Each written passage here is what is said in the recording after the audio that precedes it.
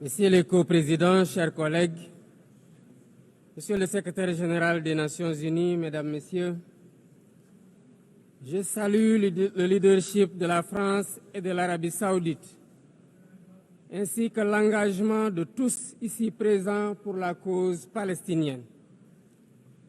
Cette conférence se tient au moment où la conscience universelle est profondément bouleversée par la situation insoutenable à Gaza, une situation qui a dépassé toutes les limites.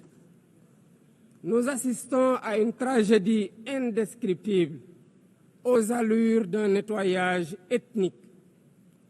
Devant tant d'inhumanité, se taire, ne pas agir, ce n'est pas une option. Ce serait même une complicité passive. Nous sommes là pour rappeler le sens des principes fondateurs des Nations Unies, la souveraineté des peuples, l'égalité des droits, la paix par la justice, le respect du droit international et la protection des populations civiles, même en temps de guerre. Autant de valeurs aujourd'hui anéanties dans les décombres de Gaza.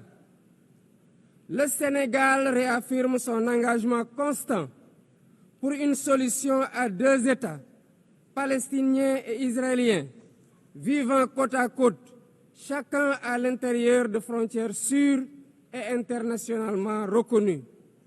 C'est ce que veut le plan de partage décidé par les Nations Unies. C'est aussi une exigence de paix et de sécurité pour les peuples des deux pays, une exigence de justice, une exigence d'humanité. C'est pourquoi le Sénégal soutient la déclaration finale de notre rencontre préparée par la conférence ministérielle de juillet dernier, à laquelle mon pays avait coprésidé la table ronde sur le respect du droit international. Pour faire la différence, nous devons ensemble envoyer un message clair. L'occupation doit cesser. La souffrance des civils doit cesser. Il faut travailler à un cessez-le-feu immédiat. Israël doit arrêter ses bombardements et autoriser l'acheminement de l'aide humanitaire par l'ONU. L'ONU doit envisager le déploiement d'une mission de stabilisation et d'observation pour s'assurer de l'arrêt des actes illégaux.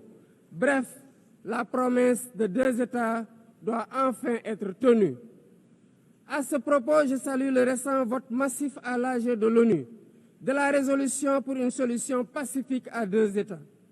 Le Sénégal salue aussi la décision historique des pays ayant décidé de reconnaître aujourd'hui l'État palestinien.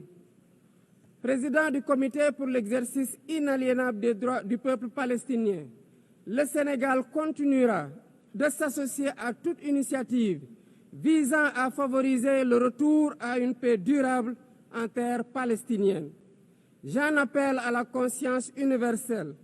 Il ne s'agit pas ici de choisir un camp contre un autre, mais de défendre la vie, de faire entendre la voix de la raison et du droit, et de préserver ce qui fait notre humanité commune, la capacité d'empathie, de justice et de solidarité. Il est temps de prendre des mesures concrètes pour la création d'un État palestinien viable. Je vous remercie.